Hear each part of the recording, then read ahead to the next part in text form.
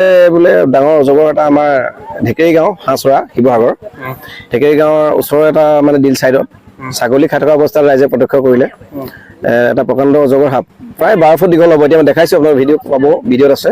এতিয়া সাপটো ইতিমধ্যে ধৰা হ'ল, তাক ভৰালোঁ আৰু চলাই যাবত এৰি দিম।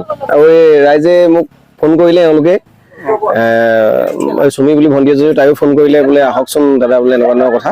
প্ৰথম তাই ফোন কৰিছে, বাকী আমাৰ বিকিয়ে ফোন কৰিছে, এনেকে আৰু কেইবাজনো আছিলে, মই কিছুমানৰ নাম ক'বলৈ অসমৰ্থ এতিয়া। আৰু সাপটো ইতিমধ্যে সুকলমে তাক ধৰা হৈছে আৰু তাক বন্দী কৰা হৈছে। আমি তাক চলাই যাবত এৰি দিম।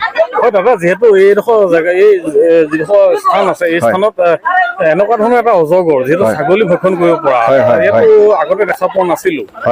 কি ক'ব এই সন্দৰ্ভত? আপুনি যিহেতু সৰ্পৰ লগত প্ৰায় লাগি থাকে। এইটো এটা স্বাভাৱিক কথা। কেলে কৈছো, আমি এতিয়া বানপানী হৈছে, বাৰিষাৰ দিন, নৈবিলাক যথেষ্ট বাঢ়ি আছে, নহয় জানো? দৈকাখন বাঢ়ি আছে, কিনাৰতে দৈকা নদীখন আছে, আমাৰ দৈকা নৈ উপনৈ যিখন, তাতে চাগে পানীতে আহিছে সাপটো আহি। আৰু সিহঁতি ধৰক এইটো এটা চৰণীয়া পথাৰৰ জেগা, ছাগলী গৰু চব ইয়াতে, গৰু পোৱালিৰ পৰা ছাগলীলৈকে চব চৰি থাকে। আৰু ওচৰত পাই গ'ল চাগে, গিলিলে আৰু সম্পূৰ্ণ দৃশ্য সম্পূৰ্ণ উপভোগ ৰাইজে কৰিলে।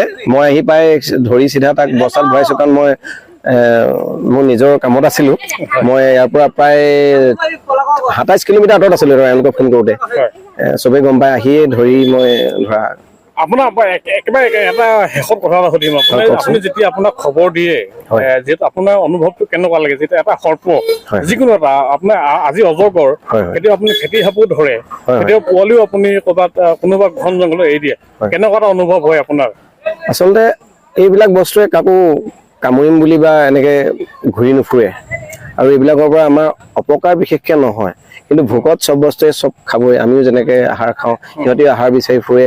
এতিয়া কুকুৰা পোৱালি, হাঁহ পোৱালি দিম, কাৰোবাৰ গঁৰালত হয়তো ফেটি সাপ ওলায়, কণী ভক্ষণ কৰে বা পোৱালি ভক্ষণ কৰে। তেনেকুৱা অৱস্থাত মই ধৰিছো, আৰু সেইটো ভাবিছো মই সেইটো সাপটো যদি ধৰি মই ঘন জংঘলত এৰি দিওঁ, নিশ্চয় সেই জেগাডোখৰত আকৌ কুকুৰা হাঁহ নামাৰে। কাৰণ আমাৰ ৰাইজ কৃষিজীৱী, কুকুৰা হাঁহ পুহি বহুতে লালন পালন কৰি জীয়াই আছে, বহুতে নিজৰ উপাৰ্জনমুখী বহুত তেনেকৈ হৈছে। গতিকেলৈ সেনেকে এটা উপকাৰ কৰিছো বুলি মই ভাবো, আৰু কথা একো নাই তাতে। ধন্যবাদ। ধন্যবাদ, আপোনাকো ধন্যবাদ।